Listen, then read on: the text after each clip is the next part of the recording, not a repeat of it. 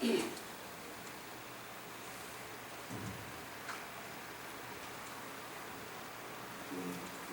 달 넘게 계속된 장마, 그 장마가 사그라들지 않는 코로나19 감염증으로 우리들 심신이 많이 지쳐 있습니다. 지난 주일 내내 장마로 인해서 마을이 소몰되고 재산과 인명 피해가 많았습니다. 조금 수그러들었던 코로나가 다시 기승을 부리기 시작해서 서울, 경기 등 나라 곳곳에서 위기감이 감돌고 있기도 합니다. 먼저 이런 어려움 속에서 작게고 작은 교회에서 예배를 드리기 위해 이 자리에 모이신 교우님들께 하나님의 은총이 함께 하시길 축원합니다. 그리고 이번 장마로 수해를 입은 마을의 수해 복구가 한창입니다.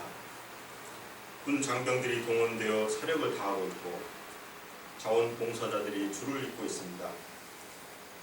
빗물이 한바탕 휩쓸고 가버린 그 집안에서 진흙을 뒤집어 쓰고 이불, 옷, 냉장고, 장롱 이런 세간들이 흙을 씻어내고 말리고 집안 곳곳을 청소하고 부서진 곳을 고치는 신안하고 힘든 그 일들을 찜통 더위 속에서 구슬땀을 흘려가며 더위와 싸우며 이웃을 돕는 이웃 사랑을 실천하고 있는 그분들께 하나님의 은총이 함께 하시길 축원합니다. 아멘. 장마로 인해 가슴 아픈 일들도 많았지만 키우던 그 반려견 덕분에 목숨을 건진 경우도 있었습니다. 그리고 목숨을 끊고 달려간 엄마 개가 땅속에 고립된 새끼들이 있는 곳을 향해서 짖고 그곳을 향해 파헤쳐 이를 이상히 여긴 사람들이 그곳을 파내서 강아지 4마리를 무사히 살려내기도 한 그런 가슴 뭉클한 사연들도 있었습니다. 지구 생태계의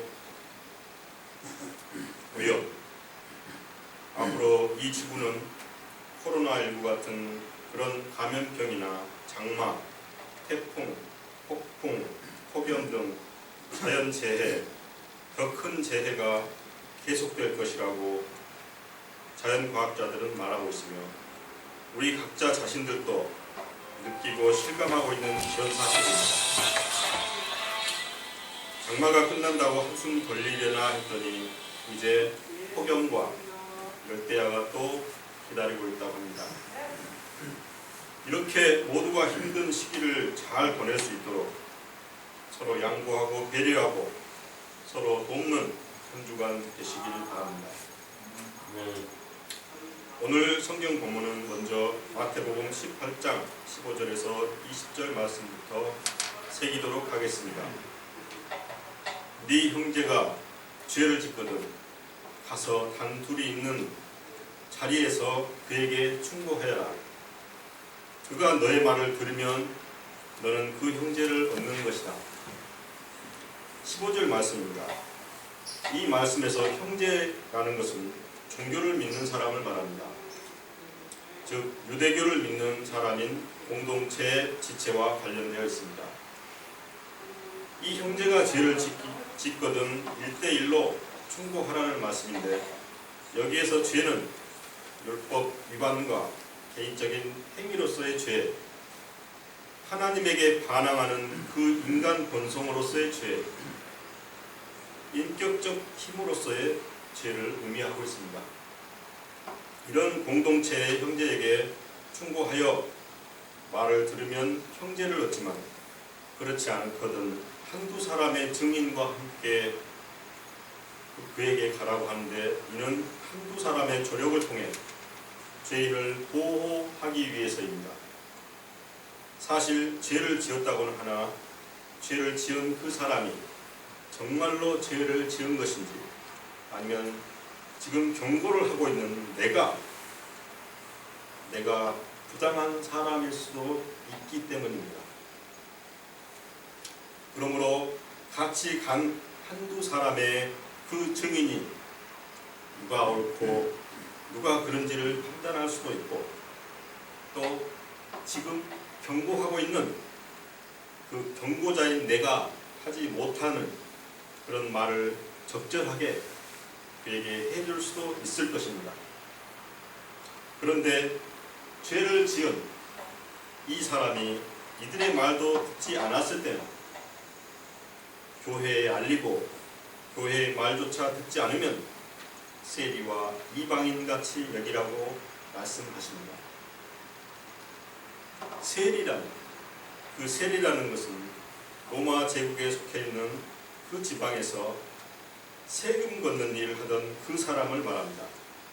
그래서 그 세리들은 백성들로부터 무시와 멸시 그리고 미움을 받았고 반역자, 변절자로 간주되었으며 유대인들의 눈에는 압제자인 로마의 이익을 위해 일하면서 동족을 이용하고 착취하는 그런 나쁜 자들로 인식했습니다. 거기다 안식일에도 일하거나 직업상 이방인들과 접촉하는 기회가 많아서 종교적으로도 정결하지 못한 그런 사람들이었습니다. 그런데다 언제 어디서나 있는 세금을 더 많이 거두어 부당한 방법으로 사리사욕을 채우는 그런 세리들도 있었습니다. 이런 세리를 예수님은 받아들이셨습니다. 이런 세리들을 예수님은 친교를 맺으시고 그들을 제자로 삼기까지 하셨습니다. 이방인도 세리와 별반 다르지 않게 유대인은 이방인과의 교제나 또 이 식사를 같이 한다는 그런 것을 혐오하고 엄격히 금했으나 예수님께서는 이러한 편견을 파괴하셨습니다. 바울에 의해서도 그것은 무너졌습니다. 복음을 유대인이나 헬라인이나 야만인이나 가릴 것 없이 다 하나님 백성으로 환원시킨 것입니다. 이처럼 충고를 듣지 않는 공동체의 죄 지은 형제를 세리와 이방인으로 대하라는 그 말씀은 예수님처럼 그들을 대하라는 말씀입니다. 그렇게 함으로써 이 땅에서 매는 것은 하늘에서도 매이고 이 땅에서 푸는 것은 하늘에서도 풀릴 것이라는 그 말씀에 한 걸음 한 걸음 다가갈 수 있습니다. 죄 지은 형제를 용서하지 않고 그를 미워한다면 그 미워하는 나는 미움을 받는 그 사람보다 더 괴로운 처지에 놓이게 됩니다. 누군가를 미워하는 그 마음은 자기 자신을 상하게 합니다. 용서는 내가 상하지 않기 위해 더욱더 필요한 귀한 덕목입니다. 19절에서 20절 말씀에서는 두 사람이라도 합심하여 간구하면 하나님께서는 그 간구를 들어주실 것이며 그것은 하나님의 이름으로 모여있는 그 자리의 가운데 한가운데 공동체의 그 가운데 하나님께서 계시기 때문이라고 말씀하십니다. 오늘 본문 마태복음 말씀은 공동체의 지체 중 죄 지은 자에 대한 용서를 말하고 있지만 이보다 한 발 더 나아가고 있습니다. 한두 사람이 확증하였듯이 정말로 죄 지은 형제가 있다면 예수님처럼 그를 사랑으로 감싸야 합니다. 그를 긍휼히 여겨야 합니다. 내가 낮아져야 합니다. 겸손해져야 합니다. 오히려 내가 미안하고 죄를 짓기까지 내가 너를 돕지 못한 나의 죄를 빌어야 합니다. 가슴이 아파야 합니다. 가슴이 찢어져야 합니다. 그래야만 땅에서나 하늘에서나 자유로울 수 있습니다. 사실 그렇게 하기는 어렵습니다. 내가 잘못한 사람을 용서하기도 쉽지 않은데 오히려 내가 잘못했다고 사과를 한다는 그것은 이치에 맞지도 않습니다.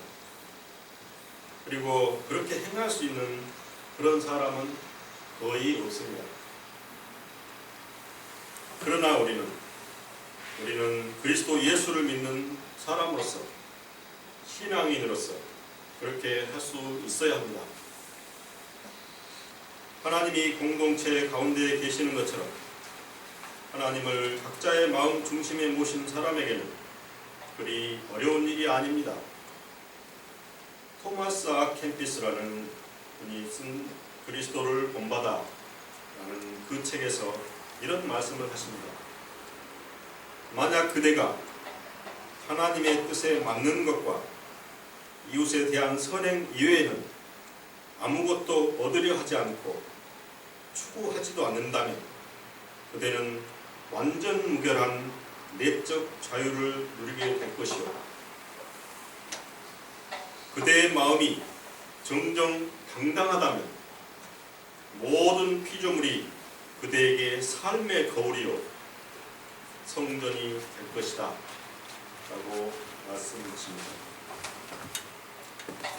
공동체 한가운데 계시는 그 하나님은 각자 자신의 마음 중심에 모시는 것, 내가 그리스도를 본받아 사는 그것이 공동체를 이끄는 원동력이 됩니다.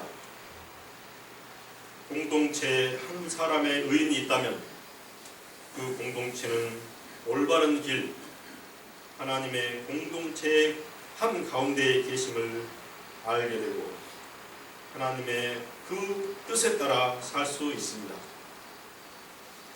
공동체는 가족 공동체, 지역 공동체, 혈연, 지연 공동체 등 상호 연대의 기초 집단입니다. 이 중 가족 공동체의 중심에는 가장이 있습니다. 대체적으로 아버지가 가장으로서 그 집안을 이끌어 나가십니다. 경제적인 살림을 책임지고 가족 한 사람과 가족의 결속 등 많은 부분이 가장의 두 어깨에 달려 있습니다. 예나 지금이나 이런 형태의 가족이 상당히 많은 가족의 형태입니다.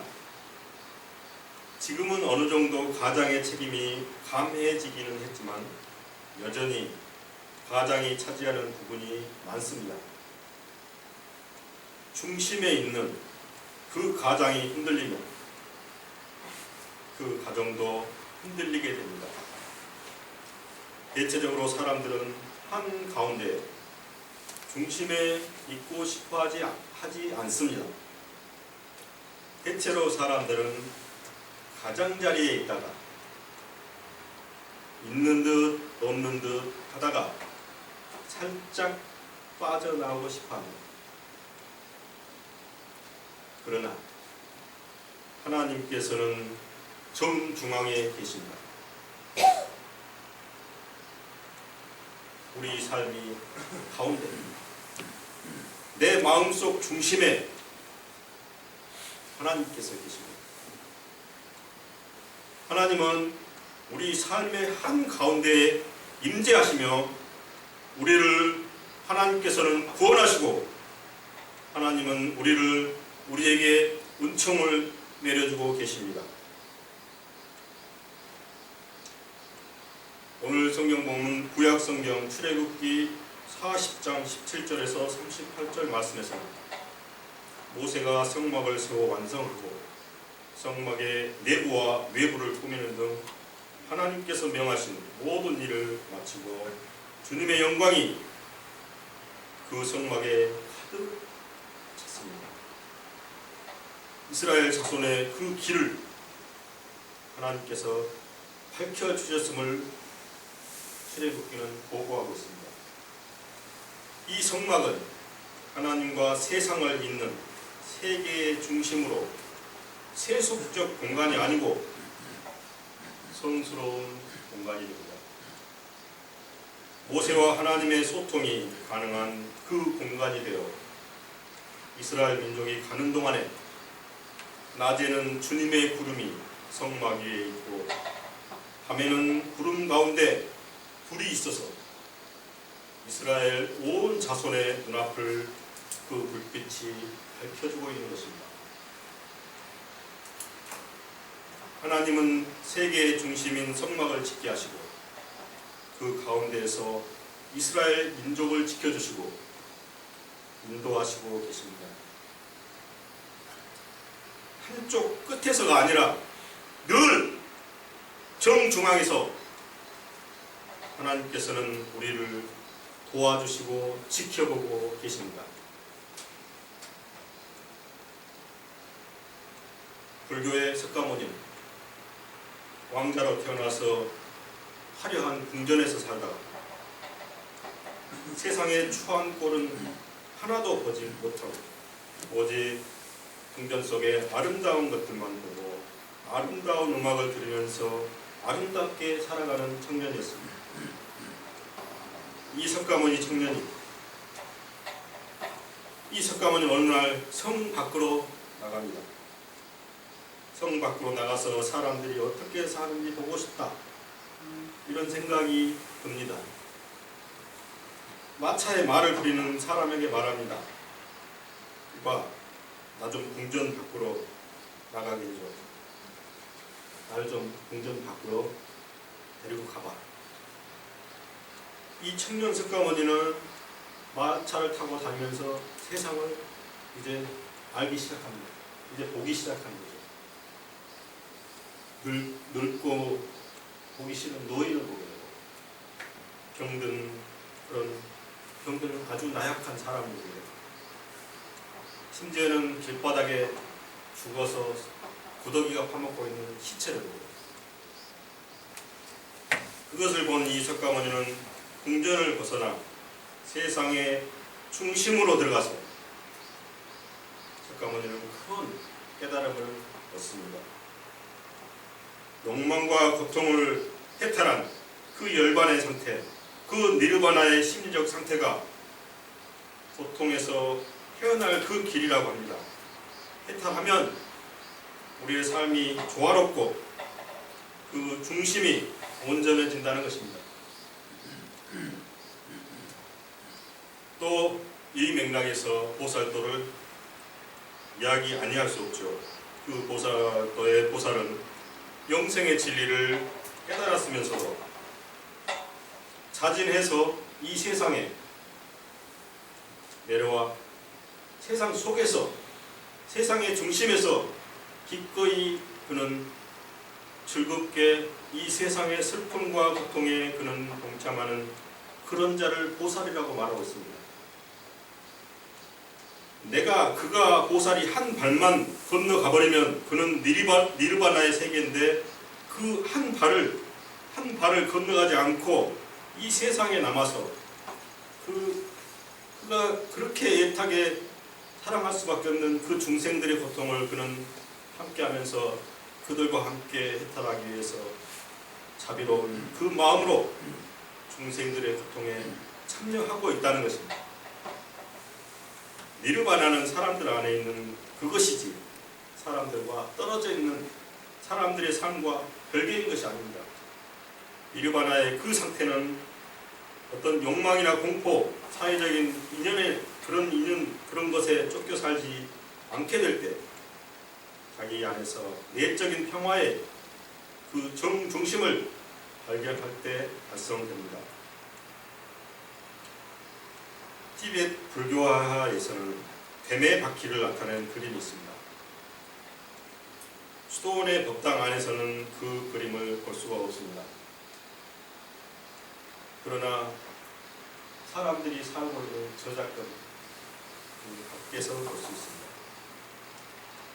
그림이 외벽에 있는 그 이유는 사신, 즉 죽음의 그 신의 공포에서 노연하지 못한 세상의 이미지를 그리고 있기 때문입니다.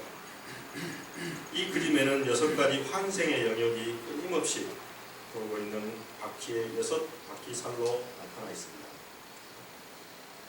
첫째 영역은 짐승의 삶이 있는 축생계, 둘째는 사람의 삶이 있는 인간계, 셋째는 신들의 삶이 있는 천상계, 넷째는 지옥에서 벌을 받고 있는 영혼의 삶이 있는 지옥계, 다섯째는 호전적인 귀신의 삶과 신들과 맞서는 티탄 같은 그런 귀신들이 삶이 있는 수라계, 마지막 6째 영역은 굶주린 귀신들의 삶이 있는 아기계입니다. 이들 아기계의 영혼에는 애착과 집착과 그 기대로 가득한 타인에 대한 그 사랑이 남아있어서 아기의 배는 불룩하고 입은 뾰족합니다. 그런데 이 육도의 각 영역 한가운데 부처가 있습니다. 불교에서 말하는 해탈의 상태인 니르바나 또한 이렇게 인생이라는 소용돌이 한가운데 정중심에 거기에 있습니다. 인간 삶의 중심에 있다는 것입니다. 오늘 본문인 마지막 본문인 빌립보서 1장 3절에서 11절 말씀입니다. 감옥에 갇혀있는 사도 바울, 그가 빌립비 교인에게 보내는 이 서신은 3절은 하나님이 한결같이 교회에서 지금까지 역사한 은혜에 대한 감사의 기도로 시작됩니다. 감사함에 대한 특별한 그 이유는 빌립비 교인들이 복음에 참여했기 때문입니다. 교회에서 선포되고 신앙으로 받아들여진 그 복음은 교회의 실존의 근거가 됩니다. 감옥에 갇혀있는 사도 바울에게 있어 이 복음이 빌립비 교인들에 의해 계속 선포된다는 것을 아는 것은 그에게는 크나큰 위로가 되었을 것입니다. 이러한 빌립비 교인들에 대한 그 감사는 그리스도 예수의 날까지 완성되리라는 확신으로 귀결되고, 내가 여러분을 내 마음에 간직하고 있기 때문입니다. 는 진심 어린 사랑의 태도로 구현되고 있습니다. 마음은 성서적 인간상에 의하면 내적, 정신적 삶의 정중심입니다. 이렇듯 사랑은 중심에 존재합니다. 9절 말씀은 중보 기도로 사랑이 풍성해지고 가장 좋은 것이 무엇인가를 분별할 수 있기를, 예수 그리스도를 통해 모든 것이 그 목표에 도달하고 하나님께 영광과 찬양을 드리게 되기를 간구합니다. 바울 사도는 회심하기 전 사울이었을 때 이미 세상에서 욕망하는 것, 세상에서 얻는 것, 세상과 관련된 것들은 아무 소용이 없이 그저 한낱 헛된 것이며, 지식 또한 하나님의 사랑과 은혜가 없다면 아무 소용이 없음을 깨달았을 것입니다. 그러므로 빌립비 교인들이 가장 좋은 것이 무엇인가를 분별할 줄 알게 해달라고 사도 바울은 하나님께 기도하고 있습니다. 하나님을 마음 중심에 모시기 위해 힘쓰는 사람, 하나님을 사랑하는 데 힘쓰는 그 사람이 진실로 지혜롭고 분별력을 갖춘 사람입니다. 사도 바울의 눈에서 비늘 같은 것이 떨어져 자신의 마음의 중심에 계신 그 하나님을 보게 되어 복음을 세상에 알리는 전도자로서 살아가게 된 것처럼, 우리의 눈에서도 세상이라는 그 비늘이 떨어지고 하나님의 사랑만이 마음의 중심으로 자리 잡게 되기를 원합니다. 하나님의 그 사랑은 세상의 한 복판, 사람의 가슴속 한 복판에서 실현되고 퍼져나갑니다. 각자 한 사람 한 사람이 하나님의 내 마음의 그 중심에 계시다는 것을 알게 된다면 어떤 고난과 시련이 닥쳐오더라도 이겨낼 수 있을 것이고, 타인이 내게 준 그 수치와 타인이 내게 준 그 모욕마저도 용서를 넘어 나를 아프게 한 그 상대의 아픔을 더 아파하는 하나님의 신실한 자녀가 될 것입니다. 어릴 적 그 초등학교 1, 2학년 때 그때였던 것 같습니다. 저는 그 아버지와 떨어져 어머니와 동생 같이 전남 화순군 이서면 도성리라는 곳에서 살았습니다. 근데 지금은 그곳이 수원지가 됐습니다. 그때 어머니께서는 생계를 위해서 조그마한 미용실을 하셨습니다. 지금은 그 신부화장을 한다고 하면 미용실에 가서 하는데요. 그때는 신부 집에 미용사가 갔습니다. 기구들을 뒷다리에 싸서 그때는 아주 시골이었는데요. 신부가 있는 그곳 집에 가서 미용사가 집에 가서 신부화장을 하겠습니다. 추운 겨울이었습니다. 아주 눈도 많이 왔고요. 근데 아주 멀리 떨어져 있는 마을에서 신부화장을 해달라는 그런 의뢰가 들어왔습니다. 그 신부집이 산을 2개를 넘어야 됩니다. 산을 2개를 넘어 가야 되는데 밤이었습니다. 근데 어머니께서는 그때 30대 젊은 여인이었죠. 근데 그 어머니는 그 어린 저를 데리고 가실 수밖에 없었겠죠. 왜냐하면 그 젊은 여인이 산을 2개를 넘어 무릎까지 차는 지금 눈 쌓인 산을 2개를 넘어가야 했는데 혼자 갈 수는 없었겠죠. 그래서 저를 데리고 갔으리라고 보입니다. 저를 데리고 어머니가 되었습니다. 근데 그날 산을 넘어가는데 저는 더 키가 작으니까 더 눈썹이 많이 빠지죠. 근데 지금 기억에는 여기까지 허리 정도까지 빠졌더라고요. 근데 온 산이 하얗기 때문에 어디가 길지도 몰라요. 근데 가요. 근데 어머니는 그런 어린 저를 데리고 오셨습니다. 근데 제 주머니에 왜 그 어릴 때 그 도르코 옆에 깎는 칼 있죠? 그게 왜 주머니에 들어있었는지 모르겠어요. 근데 한참 산속을 가는데 신발이 다 얼어버린 거예요. 그래갖고 얼어서 발을 막 쪼여들려서 어떻게 할 수가 없는 거예요. 어떻게 하는지 신발을 벗어내야 했었어요. 근데 방법이 없잖아요. 그래서 뒤졌는데 면도칼이 있었어요. 도르코 면도칼이. 그래갖고 도르코 면도칼로 그 신발을 찢어서 신발 없이라도 가는 게 더 편했습니다. 아무튼 그 신발끈을 잘라내고 좀 느슨해져서 이제 갔습니다. 그때 저는 그 교회 주일학교 학생이었는데요. 어머니와 둘이 걷는 그 어린 소녀는 엄청 두려웠을 겁니다. 근데 어머니 손을 잡은 제 입에서 이게 나옵니다. 예수님 찬양, 예수님 찬양, 예수님 찬양합니다. 금과 은과 없어 내게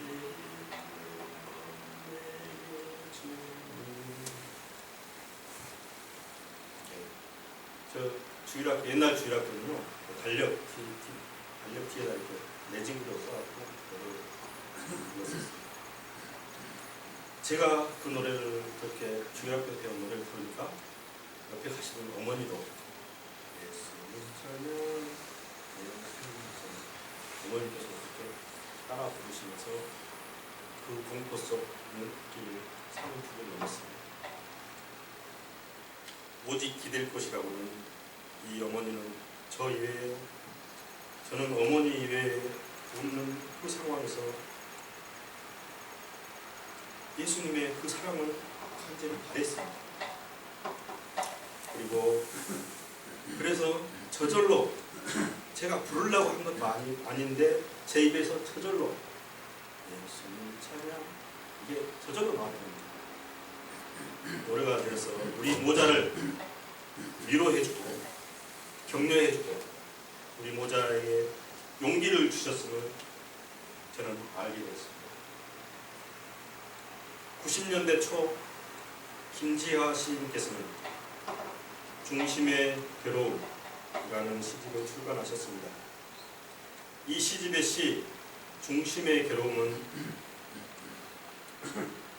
봄에 가만 보니 꽃대가 흔들린다. 흙 밑으로부터 밀고 올라오던 치열한 중심의 힘, 꽃피어 터지리 사방으로 터지려 괴롭다, 흔들린다, 나도 흔들린다. 시골 가 비우리라 피우리라 고 노래하셨습니다. 장마 그치고 폭염이 우리를 기다릴지라도 꽃이 피려고 꽃대가 흔들리는 그 치열한 중심의 힘을 분출한 세상 속에서 치열하게 살면서 그 하나님을 마음 중심에 모시는 그런 한 주간 되시길 주님의 이름으로 축원합니다. 아멘.